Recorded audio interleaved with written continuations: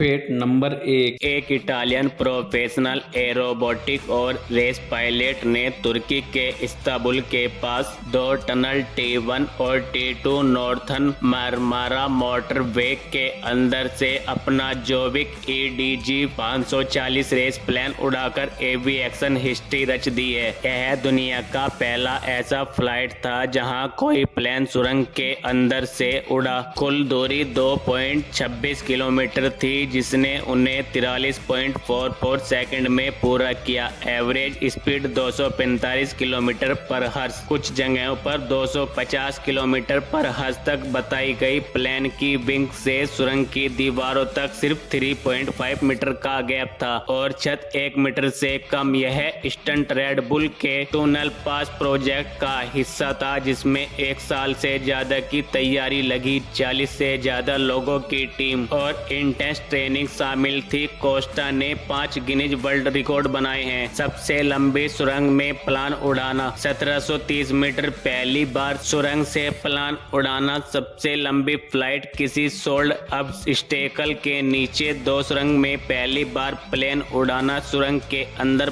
Plan बार बार overtake करना। Fact number 2 cap बारहमासी एक फूल वाला पौधा है जो दक्षिणी यूरोप और एशिया के कुछ हिस्सों के गर्म खुले जंगलों में पाया जाता है। इस पौधे पर आकर्षक गुलाबी सफेद तारों के आकार के फूल खिलते हैं, जिसमें नींबू जैसी तेज सुगंध होती है। डिक्स्टामस एल्बम की खासियत यह है कि इसकी पत्तियों और फूलों से एक वाष्पशील तेल निकलता है जो गर्मी के शांत दिनों में ज्वलनशील वाष्प बन सकता है। यह वाष्प माचिस या आग से प्रज्वलित हो जाती है। फैक्ट नंबर 3 डायनासोरों का सफाया करने वाला क्षुद्र ग्रह पृथ्वी के इतिहास की सबसे विनाशकारी घटनाओं में से एक माना जाता है। वैज्ञानिकों के अनुसार लगभग 6.6 करोड़ साल पहले एक विशाल क्षुद्र ग्रह पृथ्वी से टकराया था, जिसे चिक्सुलुव एस्टेरॉयड कहा जाता है। इस क्षुद्र ग्रह का वास्तविक आकार 10 से 12 किलोमीटर 6 से 7 मील चौड़ा माना जाता है। यह आकार एक बड़े शहर जितना था। जब पृथ्वी से टकराया तब इसकी गति लगभग 70,000 किलोमीटर प्रति घंटा थी, जो बेहद विनाशकारी थी। यह क्षुद्र ग्रह मेक्सिको क्षेत्र में गिरा था और वह लगभग 180 किलोमीटर चौड़ा क्रेटर बना,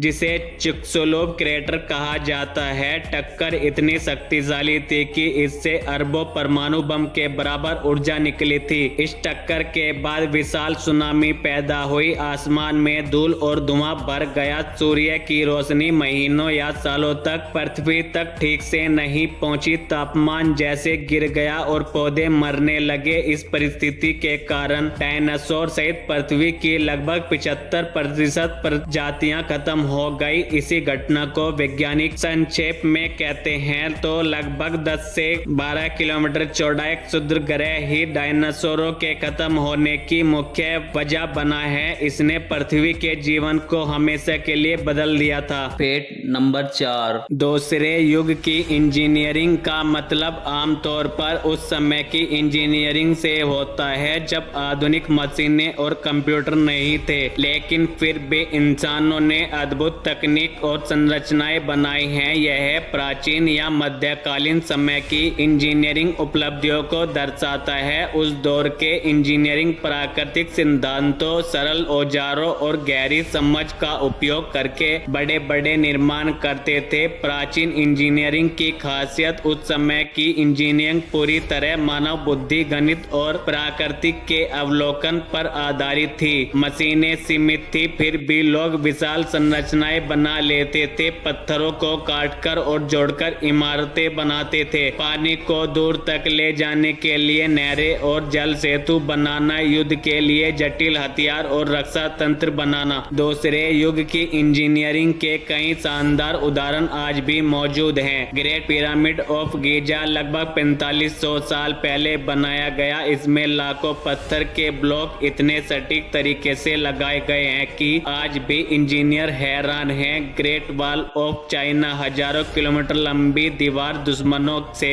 रक्षा के लिए बनाई गई थी। रोमन एक्वेडक्ट, रोमन इंजीनियरिंग ने ऐसे जल सेतु बनाए हैं जो गुरुत्वाकर्षण की मदद से शहरों तक पानी पहुंचाते थे। इस्तेमाल होने वाले सिद्धांत पुराने समय के इंजीनियरिंग कई वैज्ञानिक सिद्धांतों का उपयोग करते थे। Fact number 5। रोड रोलर के दबाव से चट्टानों को दबाकर एक ठोस परत में बदलना सड़क निर्माण की एक महत्वपूर्ण प्रक्रिया है जिसे कंपैक्शन कहा जाता है। यह प्रक्रिया सड़क को मजबूत, टिकाऊ और लंबे समय तक चलने योग्य बनाती है। जब सड़क बनाई जाती है तो पहले जमीन पर कंकड़, पत्थर और मिट्टी की परत डाली जाती है। इसके बाद भारी मशीन यानी रोड रोलर उस पर बार बार चलाया जाता है। रोड रोलर वजन कई टन का होता है, इसलिए वह पत्थरों पर दबाव डालता है। पत्थरों के बीच की हवा खाली जगह को कम कर जाता है। कंकड़ और मिट्टी एक दूसरे में कसकर फंस जाते हैं। पूरी परत घनी और मजबूत बन जाती है। अगर सड़क की परत को ठीक से दबाया न जाए तो सड़क जल्दी धंस जाती है। बारिश में गड्ढे बन जाते हैं। भारी वाहनों का वजन सड़क को तोड़ सकता है। कंपैक्शन के बाद सड़क की परत ज्यादा मजबूत होती है, पानी कम अंदर जाता है, सड़क लंबे समय तक टिकती है। इसमें इस्तेमाल होने वाले वैज्ञानिक सिद्धांत यह प्रक्रिया मुख्य रूप से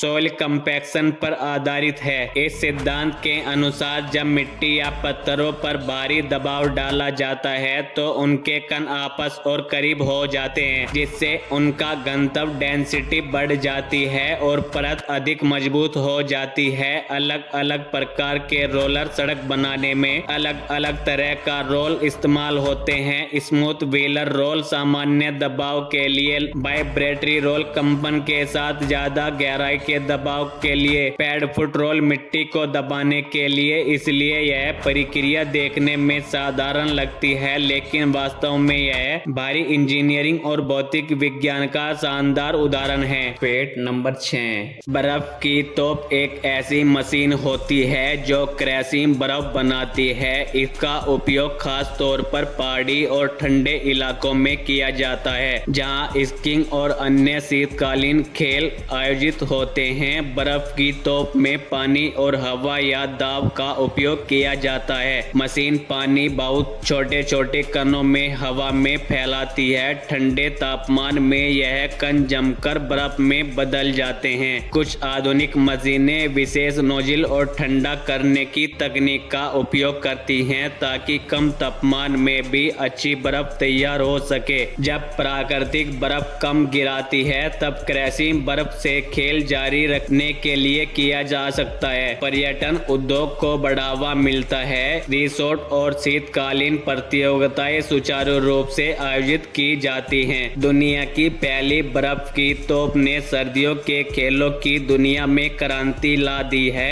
इसके आविष्कार के बाद से तकनीक लगातार बेहतर होती गई और आज से मशीनें पहले कहीं अधिक प्रभावी और पर्यावरण अनुकूल है। Fact number 7। प्राकृतिक ने एक बार फिर इंसानी समझ को चुनौती दी है। दुनिया के कुछ हिस्सों में पाए जाने वाला यह रहस्यमयी पेड़ सामान्य पेड़ों जैसा व्यवहार नहीं करता, जहां दूसरे पौधे छाया में भी जीवित रह लेते हैं। यह पेड़ मानो छाया से भागता हुआ दिखाई देता है और धीरे धीरे धूप की दिशा में झुकता है, बढ़ता चला जाता है। समय के साथ इसकी टहनियां और तना तक सूरज की ओर मुड़ जाते हैं, जैसे प्रकाश ही इसका जीवन हो। वैज्ञानिक इसे फोटोट्रोपिज्म से जोड़ते हैं, एक ऐसी जैविक प्रक्रिया जिसमें पौधे सूर्य के प्रकाश की दिशा पहचान कर उसकी ओर बढ़ते हैं। लेकिन इस पेड़ की प्रक्रिया इतनी तेज और स्पष्ट होती है कि देखने वाले हैरान रह जाते हैं। कुछ लोगों के लिए यह सिर्फ विज्ञान है तो कुछ के लिए यह प्राकृतिक की चेतना मानते हैं, मानो पेड़ खुद रास्ता चुन रहा हो। ड्रोन एक टाइम लैप्स फोटोज में इस पेड़ का चलना और भी रहस्यमयी लगता है। फ्रेम में यह संदेश छिपा है कि जीवन की हमेशा प्रकाश की तलाश करता है, चाहे रास्ता कितना भी कठिन क्यों न हो। यह पेड़ सिर्फ वनस्पति नहीं, आशा और ऊर्जा का जीवन प्रतीक है जो अंधेरे से निकलकर उजाला की ओर सिखाता है।